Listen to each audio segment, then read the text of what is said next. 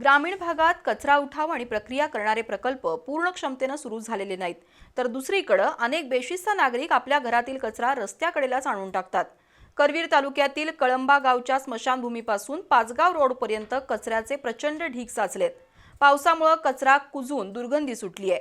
रस्त्याच्या दोन्ही बाजूला कचऱ्याचं साम्राज्य असून कळंबा ग्रामपंचायतीनं ताबडतोब कचऱ्याचा उठाव करण्याची गरज आहे.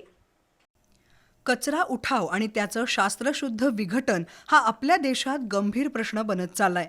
काही शहरांनी आणि गावांनी कचरा व्यवस्थापनाबद्दल उत्तम काम करून दाखवलंय, पण अजूनही कोल्हापूरसह जिल्ह्यातील अनेक ग्रामपंचायतींनी कचरा उठाव आणि त्यावर प्रक्रिया करण्याची यंत्रणा राबवलेली नाही.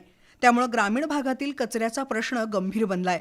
करवीर तालुक्यातील कळंबा गावात कचरा संकलन आणि प्रक्रिया प्रकल्प सुरू आहे. त्या ठिकाणी दररोज 7 टन कचऱ्यावर प्रक्रिया केली जाते. पण हा प्रकल्प पूर्ण क्षमतेनं सुरू नसल्यानं तिथंही कचऱ्याचे ढीग साचले आहेत. शिवाय प्रत्येक घरातून कचरा उठाव करण्याची यंत्रणा सक्षम नसल्यानं काही ग्रामस्थ रस्त्याकडेला कचरा टाकतात.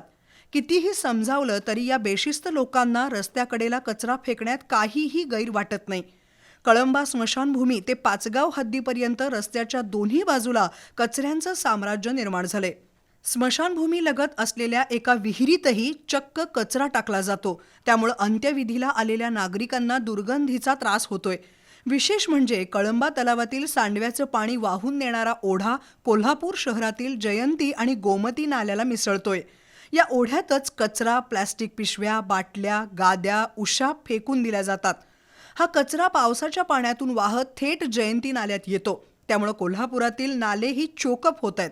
कळंबा स्मशानभूमी ते पाचगाव पर्यंतच्या रस्त्यावर पडलेला कचऱ्याचा ढीग पाहिल्यावर ही परिस्थिती सुधारायची कशी आणि कुणी हा प्रश्न पडतो.